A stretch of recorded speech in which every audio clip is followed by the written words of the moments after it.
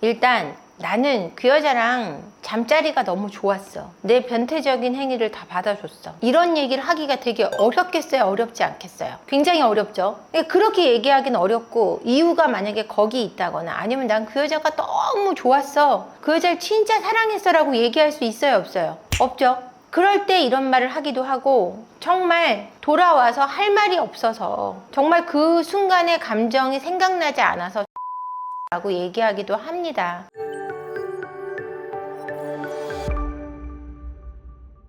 안녕하세요, 세포언니 한지연입니다. 오늘은 착했던 내 남편이 바람 피운 이유에 대한 이야기를 나눠보겠습니다. 제가 상담을 하다 보면은요, 여러분, 제 남편 너무 착했어요, 이 얘기 많이 하세요. 진짜 이럴 거라고 상상도 못했고 이런 일은 없었어요. 제 말이라면은 껌뻑 죽고 제가 하라는 대로 다 했어요 라고 말씀하시는 분들이 있어요. 이런 사람이 왜 바람이 날까요? 여러 가지 이유가 있겠죠. 근데 그 이유 중에 가장 큰 이유로 제가 보고 있는 부분은 억압당했던 생활에 대한 반란이라고 말씀드리고 싶어요. 그러니까 제가 이런 얘기를 드립니다. 부부 사이든 사람 관계든 어떤 관계든 있어서 억눌렸던 사람이 있다면 그 사람이 반란을 하는 때가 온다라는 말씀을 드려요. 그러니까 너무너무 착했지만 이 사람이 본인의 욕구나 본인의 생각이나 본인만의 태도가 없었던 건 아닌 겁니다. 이런 사람이 늘 그렇게 억압당하고 통제당하고 살다 보니 거기서 벗어나고 싶은 욕구가 강력하게 일어날 수밖에 없습니다. 왜 그러냐면, 이렇게 강력하게 통제당하고 일상생활에서 억압당하면 부부관계 속에서도 이 억압된 관계가 드러납니다. 아내가 원하는 바가 어떤지 너무나 신경 쓰는 나머지 부부생활, 성생활 중에서도 본인의 욕구를 표현 못하는 경우가 태반입니다. 그러다 보면 본인의 성적인 어떤 판타지라든지 아니면은 본인의 어떤 욕구를 있는 그대로 드러낼 수 있는 대상을 찾게 돼 있고요. 그 대상은 내 아내보다는 조금 더 순종적인 여자를 찾거나 아니면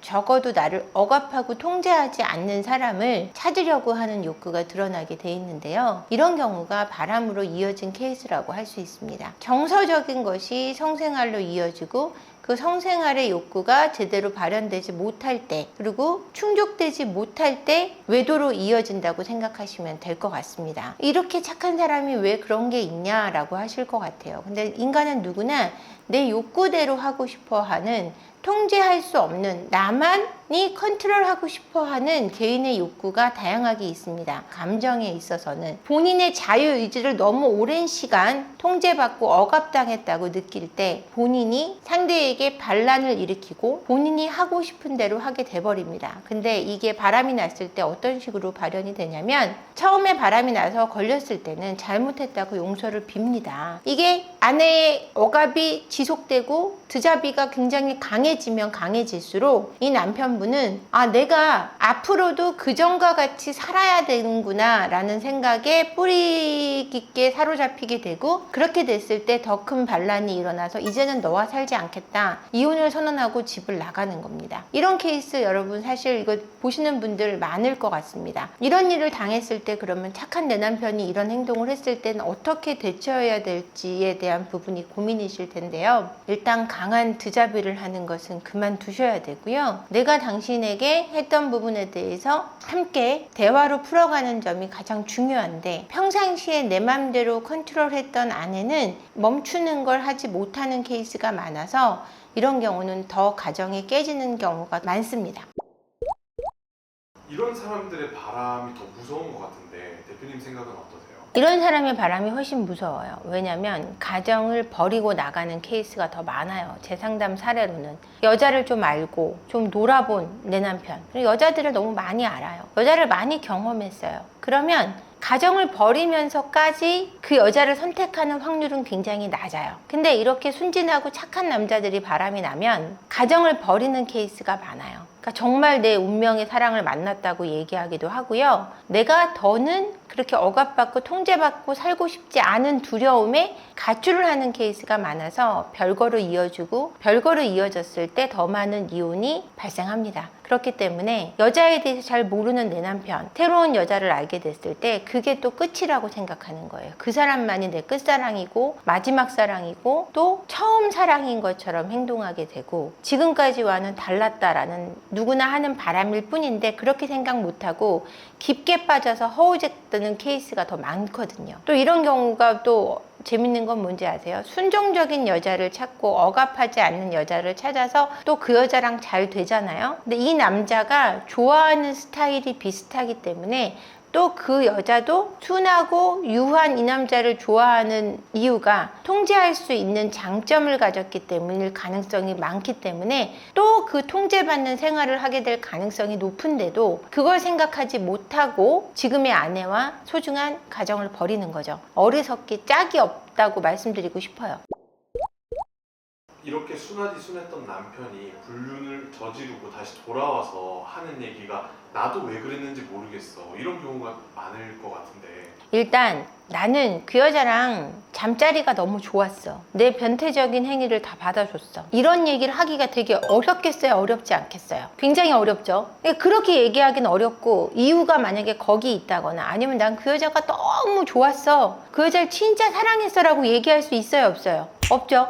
그럴 때 이런 말을 하기도 하고 정말 돌아와서 할 말이 없어서 정말 그 순간의 감정이 생각나지 않아서 정말 몰랐어 라고 얘기하기도 합니다. 근데 정말 명확한 이유는 자신의 감정이나 어떤 했던 행동이나 이런 거에 대해서 솔직하게 이야기할 수 없기 때문에 나 몰랐어. 정치인들 청문회에서 뭐가 제일 많이 나와요? 기억나지 않습니다. 잘 모르겠습니다. 왜 그래요? 쪽팔리니까 그러는 거 아니에요. 그러니까 쪽팔려서 그렇다고 보시면 돼요.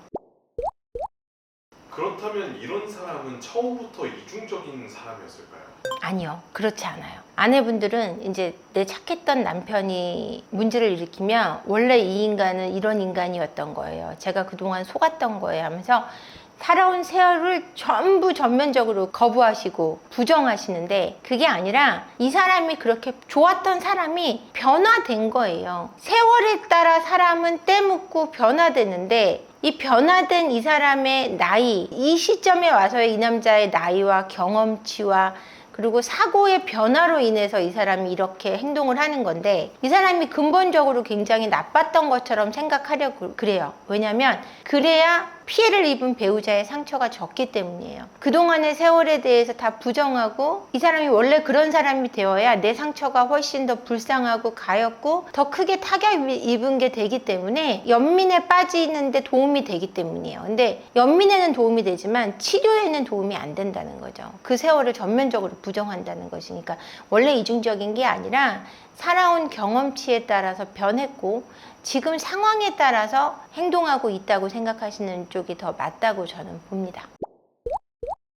상간녀는 나를 인정해줬다 라는 말을 계속하는 이유가 무엇일까요? 상간녀는 실제로 인정해줘요. 그 남자를. 근데 허황되게 인정해주죠. 그러니까 남자들이 이런 사례들이 있어요. 막 맨날 돈을 흐지부지 막 집에서 아무렇게나 흥청망청 쓰는 남자예요. 얼마 전에도 상담을 했는데 집이 월세를 살아요. 근데 밖에 나가서는 사업이 굉장히 잘 되고 굉장히 자산이 많은 것처럼 사기를 치려고 그러는 것도 아니에요. 동창들한테 너무 잘 보이고 싶고 친구들한테 괜찮은 척 보이고 싶으니까 막 기부하고 다니고 1, 2억짜리 차를 리스해서 끌고 다니고 집은 월세인데 이런 거는 이렇게 사는 사람이 상간녀한테 어떻게 보일까요? 이런 실정을 모르는 사람이 굉장히 보이겠죠. 오빠는 진짜 멋있다, 최고다, 정말 능력 있다, 실력 있다 이런 얘기를 해주겠죠. 진짜 우러나오는 인정이에요. 모르기 때문에. 근데 이런 사람하고 이제 살라고 하죠. 먼저 도망가는 게 상간녀죠. 본처는 조강지처는 끝까지 그 자리를 지켜요. 남편을 제대로 정신 차리게 하기 위해 노력하고 또 그 힘든 살림도 같이 이끌어가면서 함께 살아가는데 상간녀들은 이 실정을 알면 바로 도망쳐요. 그러니까 진짜 인정해주는 부분도 있어요. 그리고 또 한 측면으로는 전혀 그렇지 않는 걸 알면서 계속 멋있다, 잘생겼다, 최고다 이 말을 해줘요. 그래야 그 사람이 좋아한다는 걸 요즘 상간녀들은 거의 알아요. 그래서 인정 욕구를 채워주는 것이 이 남자한테서 돈을 빼낼 수 있다는 걸 알기 때문에 꽃뱀 풀뱀들은 그 인정 욕구를 채워줄 줄 아는 거죠.